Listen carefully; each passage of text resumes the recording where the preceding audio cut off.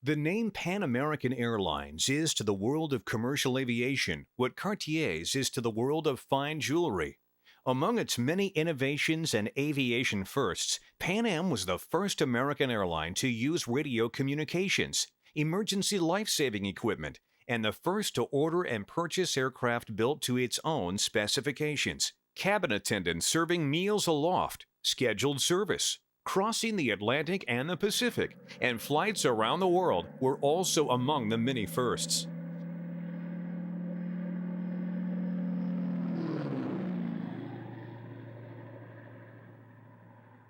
The Aviation Corporation of America, that was to become Pan Am, was founded in 1927 by a diverse group of partners, including General Henry H. Hap Arnold, a Vanderbilt, and a Rockefeller, and the man who would lead Pan Am into the golden age of aviation, Juan Trippe. Early commercial aviation in the United States was driven by airmail contracts awarded by the Post Office.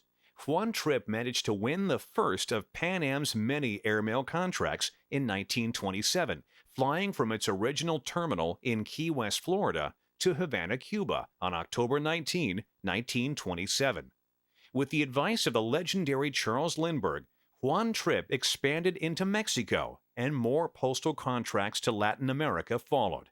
Pan Am began buying out failing South American airlines, establishing routes throughout Central and South America. Rapid expansion of the airline followed, and Trippe began negotiating for Atlantic and Pacific routes in the 1930s. The airline grew, and Pan Am moved its headquarters and primary terminal facility from Key West to Dinner Key near Miami in 1928, where it remained through the 50s. Although Charles Lindbergh favored land-based aircraft, they were unsatisfactory for the airline Trippe envisioned, amphibious planes being better suited to far-off outposts across the seas, many of which lacked landing facilities at the time. Juan Trippe challenged plane manufacturer Igor Sikorsky to design and build Pan Am its own flying boat, and the Sikorsky S-40 became the first of the great fleet of Pan American Airways Clippers. The original flagship of the Pan American Clipper fleet, American Clipper, made its maiden voyage flight from Miami to the Panama Canal Zone, with stops at Cienfuegos, Cuba, Kingston, Jamaica, and Barranquilla, Colombia. Pan Am scored another first in 1935 when it became the first commercial airline to fly the Trans-Pacific Airmail Service in a Martin M130 flying boat, the same year it began commercial passenger service with their fabled Clipper ships. A Sikorsky S-42 made the first flight to Honolulu.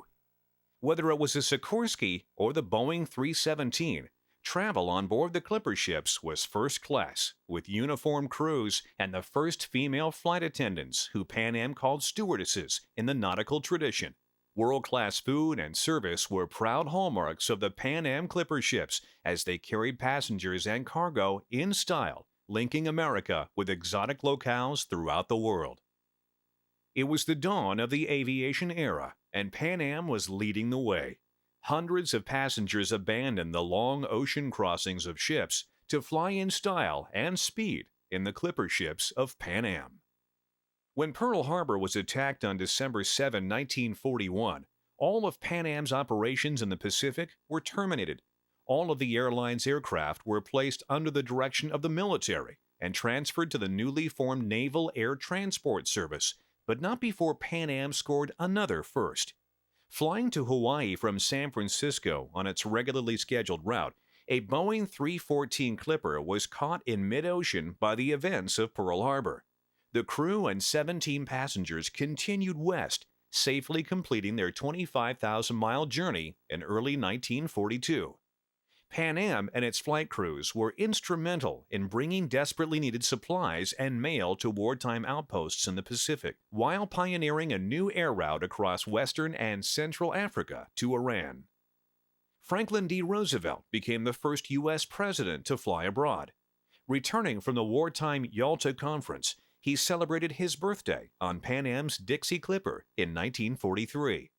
After the war, Pan American's fleet was quickly replenished with newer aircraft.